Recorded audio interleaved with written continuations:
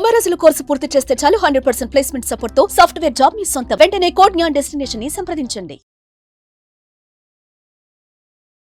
నమస్తే, నేను జీవి సత్యనారాయణ. ఈ ఎపిసోడ్లో ఈ మధ్యకాలంలో మీరు షేర్ మార్కెట్లో ఎవరైతే ఇన్వెస్టర్స్ కొత్త డిమాట్లు ఓపెన్ అవుతున్నాయి, ఎస్ఐపీలు మ్యూచువల్ ఫండ్స్లోకి ఇన్వెస్ట్ చేయటం, ఏ విధంగా అయితే బాగా ఇన్వెస్టర్స్ ఇన్ఫ్లో వస్తుందో అప్పుడు సెబీ కూడా దీని మీద మైనస్ పాయింట్లు ఏమున్నాయి ఎప్పటికప్పుడు పర్యవేక్షించటం, సెబీ ఎప్పటికప్పుడు ఏదో ఒక అనౌన్స్మెంట్ అంటే జాగ్రత్త పడండి, పెట్టుబడులు పెట్టే ముందు ఆలోచించండి అని చాలా వరకు చేయడం జరుగుతుంది. మార్పులు చేర్పులు ఏం జరుగుతున్నా సెబీ మనకి ఇన్ఫర్మేషన్ ఇవ్వటం జరుగుతుంది. ఇప్పుడు సెబీ ఒక ఇన్ఫర్మేషన్ ఇవ్వటం జరిగింది.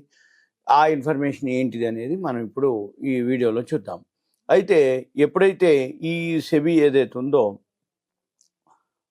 అంటే ఫస్ట్గా ఒక 30 రోజుల నుంచి మీ అకౌంట్లో, మీ డిమాట్ అకౌంట్, మీకు ట్రేడింగ్ అకౌంట్ ఉంది.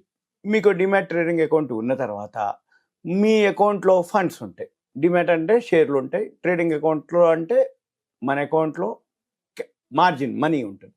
ఈ మార్జిన్ మనీ ఏదైతే ఉందో మీరేం చేస్తారు, కొనలేదు, అమ్మట్లేదు, ఉట్టిగానే అందులో ఫండ్స్ ఉన్నాయి. ఎప్పుడైతే అందులో ఫండ్స్ ఉన్నాయో మీరు ఆ ఫండ్స్ ఏవైతే ఉన్నాయో వాడకుండా కనుక ఉన్నట్లయితే 30 రోజులు కనుక, అంటే 30 రోజులు ఎటువంటి మీరు లావాదేవీలు చేయకపోతే అవి తదుపరి సెటిల్మెంట్లో 3 రోజుల్లోగా మీ అమౌంట్ మీకు ఇవ్వాలి అని. అంటే 30 రోజుల వరకు ఎటువంటి ట్రాన్సాక్షన్ చేయకుండా ఉంటే నెక్స్ట్ 3 డేస్లో మీ అమౌంట్ మీకు ఇవ్వాలి అనేది కొత్తది ఒకటి. ఇక తర్వాత ఇప్పుడు ప్రతిపాదించడం జరిగింది సెబీ. అయితే ఇప్పుడు ఆల్రెడీ ఉంది అటువంటిది. ఎట్లా 3 నెలలకు ఒకసారి ఉంది. 3 నెలల వరకు కనుక మీరు ఒక డేట్ ఉంటుంది. ఆ డేట్లో ఏవైతే ఫండ్స్ ఉంటాయో అవి మీరు అన్యూజ్డ్ అమౌంట్ అంటాం మనం. అన్యూజ్డ్ అంటే వాడకుండా ఉన్నటువంటి, కొందామనుకోనో అట్లా ఉట్టిగానే పెట్టున్నటువంటి ఫండ్స్ ఏవైతే ఉన్నాయో అవి మనము అన్యూజ్డ్ అమౌంట్ అనమాట. వాటిని మనము ఇవ్వటం జరుగుతుంది. ఏది 3 నెలలకు ఒకసారి. ఇప్పుడు ఏంటిది, అసలు 1 నెల పాటు మీరు ఏమి ట్రాన్సాక్షన్ చేయకపోతే నెక్స్ట్ 3 రోజులు ఇవ్వాలని ఒకటి ప్రతిపాదించడం జరిగింది. ఇది నెలవారీ ఏదైతే రన్నింగ్ సెటిల్మెంట్లకు సంబంధించినటువంటి వాళ్ళకి సెబీ మార్గదర్శకాలను ప్రతిపాదించడం జరిగింది. అయితే ఇక రానున్న సెటిల్మెంట్లో ఇవి వర్తించనున్నట్లు కన్సల్టేషన్ పేపర్లో కూడా పేర్కొనడం జరిగింది. ఈ క్వార్టర్లీ సెటిల్మెంట్కు బదులు ఇప్పుడు ప్రజెంట్ ఏంటంటే ఇలా జరగడం వల్ల ఏమవుతుంది అంటే ఇంకా తొందరగా మనం వాడకపోతే అవి అయితే మన అకౌంట్ కనుక, మన బ్యాంకు కనుక మనకి పైసలు వస్తే ఈ బ్యాంకులో మనం తీసుకోపోని వాడుకోపో ఎలా అని ఉండని డిపాజిట్ చేయక్కర్లే, ఫిక్స్డ్ డిపాజిట్ చేయకపోయినా కానీ మినిమం అకౌంట్లో అంటే సేవింగ్స్ అకౌంట్లో మినిమం బ్యాలెన్స్ ఉంటుంది కాబట్టి ఎంత ఉన్నా కానీ దాని మీద ఒక 3.5-4% వడ్డీ వస్తుంది మామూలుగా. ఇది ఎస్బీఐ అకౌంట్. అయితే మన అకౌంట్లో ఉండటం వలన ఏమవుతుంది, కొనేటప్పుడే మనం ట్రాన్స్ఫర్ పెట్టుకోవచ్చు.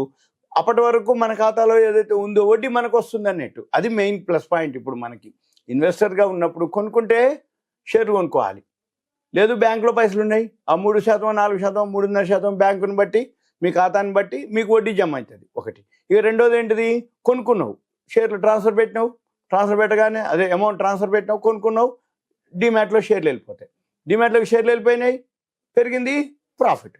అంటే ఉంటే మన దగ్గర అమౌంట్లు పైసలని ఉండాలి, లేకపోతే కొనుక్కుంటే షేర్లు ఉండి పెరిగేటట్టు ఉండాలి. అంటే షేర్లు ఉన్నా ఓకే, అమౌంట్ ఉన్నా ఓకే, కానీ ఉట్టికినే అమౌంట్ ఉండకూడదు అనేది అన్నమాట ఇప్పుడు ఉద్దేశం. మన పని కూడా ఏంటిదిగా, ఉట్టికినే అమౌంట్ ఉంటే ఏమవుతుంది, ట్రేడింగ్ అకౌంట్లో ఉంటే వడ్డీ రాదు, కొనట్లేదు కానీ కొందామని ఉంచినాం, దాని బదులు బ్యాంకులో ఉంది ఓకే వడ్డీ వస్తుంది, లేదు షేర్లు కొనుక్కున్నావు ట్రాన్స్ఫర్ పెడతావు, సింపుల్. ఇది అనమాట.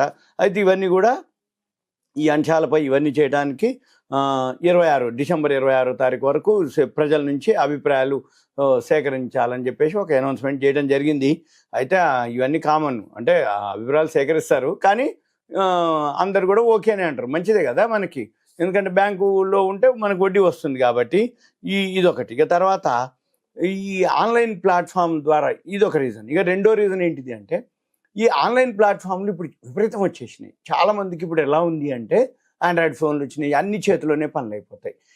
ఈ చేతిలోనే ఉంటే ఉంది బయ్యి సెల్లు చేయటం, లేకపోతే టెలిగ్రామ్లని, యూట్యూబ్లని, వీడియోలు, ఆడియోలు, లేకపోతే మన ఫ్రెండ్స్ గ్రూపులు, ఈ వాట్సాప్ గ్రూపులు అనుకోండి, ఇన్స్టాగ్రామ్లు, ట్విట్టర్లు, టెలిగ్రామ్లు, మన ఫేస్బుక్లు, ఇట్లా ఇదిగోనండి అదిగోనండి, ఇట్లుంది అట్లుంది, ఇంత వచ్చింది అంత వచ్చింది అని చెప్తుంటారు కదా.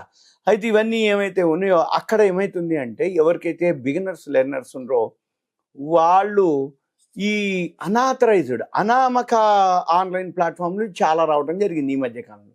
వాళ్ళు ఏం చేస్తారు, అన్లిస్టెడ్ డెట్ సెక్యూరిటీస్. ఈ అన్లిస్టెడ్ అంటే ఏంది, లిస్టెడ్ అంటే ఏంది, ఎక్స్చేంజ్లో ట్రేడ్ అయ్యేది, అంటే ఎన్ఎస్సి కానీ బిఎస్సి కానీ ఆ ఎక్స్చేంజ్లో ట్రేడ్ అయ్యే వాటిని లిస్టెడ్.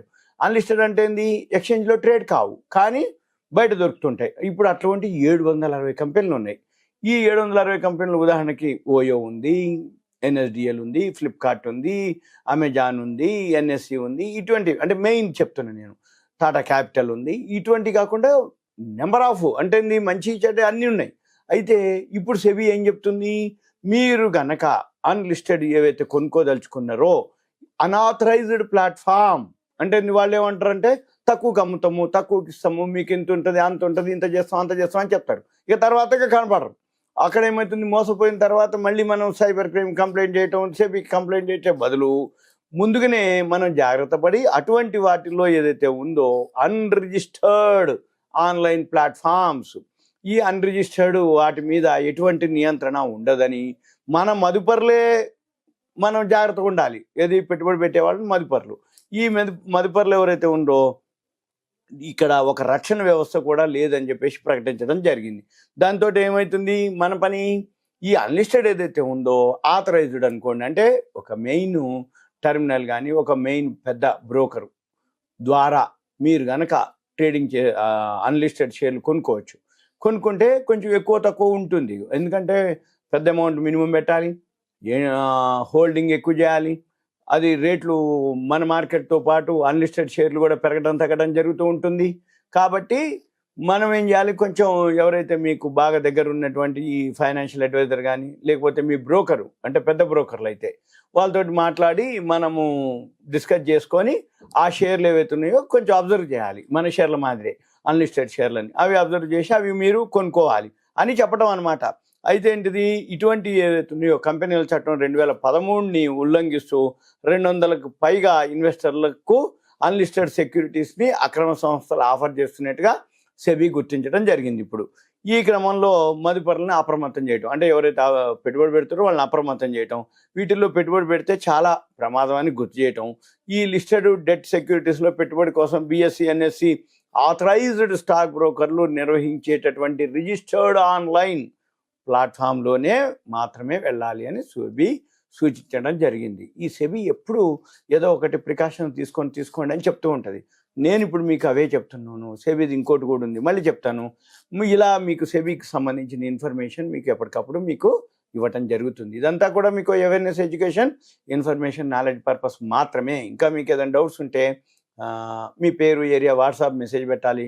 కంటెంట్ రూపంలో ఒక మెసేజ్ పెడితే మనం ప్లాన్ చేయొచ్చు, డిస్కస్ చేయొచ్చు. Okay, thank you. సెలవు. సుమన్ టీవీ ప్రేక్షకులకు ధన్యవాదాలు. Thank you. సుమన్ టీవీలో మీ పర్సనల్ అండ్ బిజినెస్ ప్రమోషన్స్ కోసం కింది నెంబర్కి కాంటాక్ట్ చేయండి.